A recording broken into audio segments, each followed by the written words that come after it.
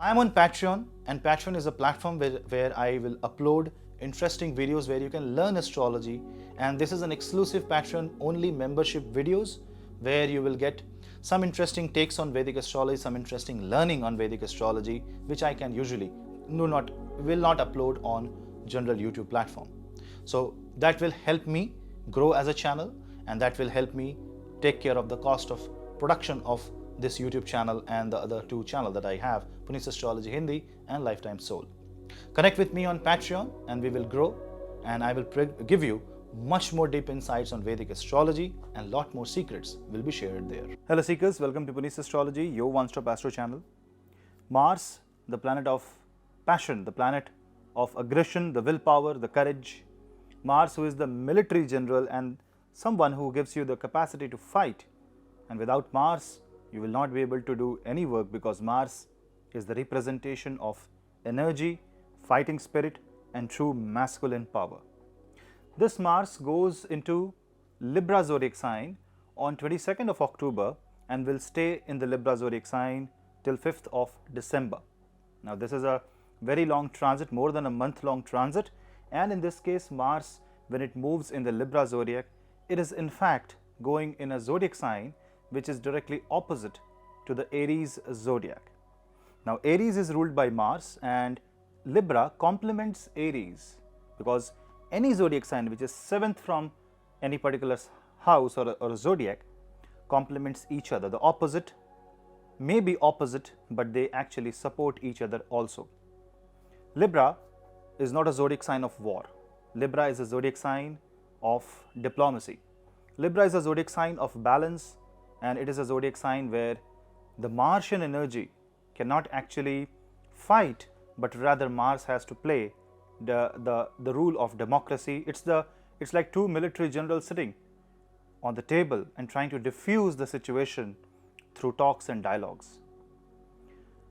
Mars may prove to show the brute strength in Libra, but eventually, because Venus is in Scorpio and Mars is in Libra, there is a Parivartan Yoga, and because of this Parivartan Yoga, it is causing a Raj Yoga, and this reduces the negative effect, but it creates some problem for Venus, because Venus is with Ketu, and Ketu in the sign of Scorpio will behave as a very strong and violent Mars. And in certain case, especially if you have a bad Venus in your chart, or if you have malefic planets placed in Libra zodiac sign, or if Libra is in your 6th, 8th or 12th house, then this particular transit of Mars can be slightly negative for you, and you have to watch out for unknown enemies, unexpected fear, anxiety, and the rush of blood. Especially if you are a patient of high blood pressure and anxiety, you need to watch out for this transit. However, if you observe the position of Mars in the sign of Libra, it will be with debilitated Sun. Sun has already moved in the sign of Libra, and the moment Mars enters Libra, it will find a debilitated Sun. Although Mars will remain combust, this only means that because you are feeling so trapped, and because you are unable to fight back, you are bound to make compromise. You are bound to talk on the table, and you will feel that your strength have been taken away. You have lost your strength. This is going to continue till 30th of October, because Venus will be with Ketu till 30th of October. And when Venus will go out from the Scorpio zodiac, and when Venus will go into Sagittarius zodiac sign, Mars will again regain the strength, because Venus, when it goes into Sagittarius, will get the fire of Sagittarius, will get the fire of the Jupiter. And because Venus gets inflamed, the Libra gets inflamed, and Mars, which is a fiery planet, which represents fire, Agni Tattva, makes, you can say, the dialogue a fiery one, a dialogue a dominant one. That means the Mars will again start building up the pressure on Libra. Therefore, the balance, maintaining the balance, will be a crucial challenge for almost all of us. Sun in the sign of Libra is definitely telling us that ego cannot be the case here. We cannot have ego in our life. We cannot have overconfidence in our life, because Sun do not have enough strength, and Sun is the king who is out in the open. And when king goes in the public, the king is generally going to know the root cause. The king is going to know what is happening on the field between the public, what is the problem of a common man. And Mars, when it comes and joins the sun, it's like the sun is taking the Mars and asking Mars to serve the public. Now, this is exactly opposite of what Mars is meant to do, because Mars has to do something opposite of what he has to do. You will also feel the same, that you have to accept the situation, or you have to do things that you never wanted to do in the first place. But you will also observe that if the compromise has been made, and if you are able to go along with what universe wants you to do, you will see that the things are easing out, and slowly you will also regain your strength, especially after Mercury joins along with Mars in the sign of Libra. Now, this total overall planetary exchange has to be seen in unison rather than Mars alone, because only Mars movement in Libra cannot really tell you much in this case because of many factors here. Sun being present in Libra, Parivartan Yoga with Venus, and fourth house from Mars, you will observe Saturn and Jupiter. Now, definitely in the Sun transit video, I mentioned that because Sun will find Saturn and Jupiter fourth from itself, helping other people, doing things with compromise, being grounded will actually support you, and it will never allow you to go into the wrong direction just because you are here to satisfy your ego. Same happens with Mars. While Mars tries to be protective about Saturn and Jupiter, Saturn has an exaltation aspect on Mars itself by the 10th aspect. Now, both Sun and Mars comes under the 10th aspect of Shani. In fact, Saturn and Mars have a mutual aspect on each other, and therefore you have to closely watch out for the energies of both Shani and Mars. And in fact, if you observe, the aspect of Saturn and Mars are actually exalted ones. Mars' fourth aspect on Capricorn will be the exalted aspect. Saturn's 10th aspect on Libra will be the exalted aspect. And the two planets that are caught in this exaltation, aspect of exaltation, are Jupiter and Sun. So overall, this actually provides a very good picture. Who will be caught in the crossfire? People who are still egoistic, people who still wants to show the power, people who still wants to prove a point when they are not supposed to prove any point. Just because you have some strength, you have the capacity, and if you try to use the brute force, Libra is not a sign that will allow you to use a brute force. Whenever Mars and Sun goes in Libra, public wins. So there is no way you will be able to apply a brute force and out of that you will get something out of that. The result of the result of ego, show of power, display of authority, unnecessary, and when Mars and Sun is in Libra, is a consequence that you have to face by Shani. See, Saturn will aspect the sign of Pisces by the third aspect. Pisces is a zodiac sign which is sixth from the placement of Sun and Mars, and therefore it is the prarabdha, it is the difficulty. The moment Saturn finds it out that the karma done by Sun and Mars is not as per dharma, that means your soul and your energy is not put to good use, you're not using the time in a good way, Pisces will get activated in a negative way. And the lord of the Pisces is Jupiter, which is with Shani. So Jupiter is not going to do anything here, rather Jupiter will simply allow Saturn to take control. And this means that the first thing that will hit you is a financial loss. So disease and financial loss will be directly hitting to those people who will show unnecessary power at this time.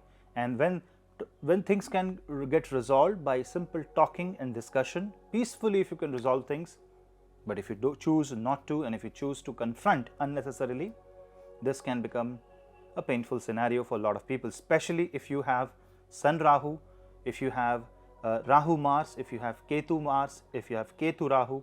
That means if Sun or Mars are afflicted by Rahu and Ketu, this can become a bad scenario for you. Unnecessary enemies will come and can block your way, so you have to be careful from that angle.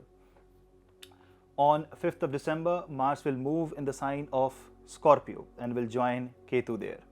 Obviously, I will make a video on Scorpio transit of Mars in future, but by that time, Jupiter also moves out of the sign of Capricorn and will move into Aquarius. And the moment Jupiter moves into Aquarius on 21st of November, so from 21st of November till 5th of December, Jupiter will aspect Mars. And throughout this transit, Jupiter is in Dhanishta Nakshatra. Dhanishta Nakshatra has a planetary association with Mars. So Mars gets all the positive aspects of dharma and karma. And king is also no longer authoritarian. King is also loving the democracy. So you will definitely see that lot of military escalations will get diffused, and if it doesn't get diffused, the public will react in those places in the world, and you will see a lot of changes throughout the world. Mars is also the confidence and the willpower. So if your willpower is going down, you need to understand that sometimes having compromises, or sometimes waiting for some time and waiting for the right time can give really good results rather than simply using brute force. Libra is a sign of marriage. Sun and Mars in this particular house can also indicate marriage, and just because Mars and Saturn are having exaltation energies as through aspectation, exchange of energy is happening between these two planets. If marriage has been if marriage is pending from a very long time, and if your Mahadasha allows, your marriage will also get executed. Any kind of obstacles that is related to business partnership, any legal hassle will also get resolved in this time frame. So you can use this time frame and use this opportunity to expand your business, especially if your business is associated with field controlled by Mars and Saturn. Real estate will also see a lot of correction, and if you want to buy a home and if your Mahadasha allows, this is the right time. If you are under Mars Mahadasha or Antardasha, Sun Mahadasha or Antardasha, Saturn Mahadasha or Antardasha, then this is going to be the transit of maximum impact on you, and for everyone else, this will be a general impact.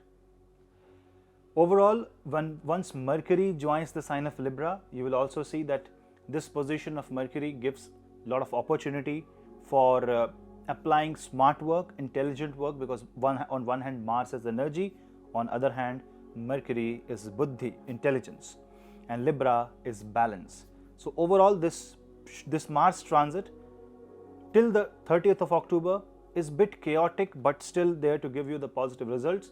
But especially after 30th of October, this Mars transit can give you really good results and outcomes. Only you have to control your Venus. Because if Venus in the Agni Tattva gets aggravated in a negative way, then Mars can act in a negative way also.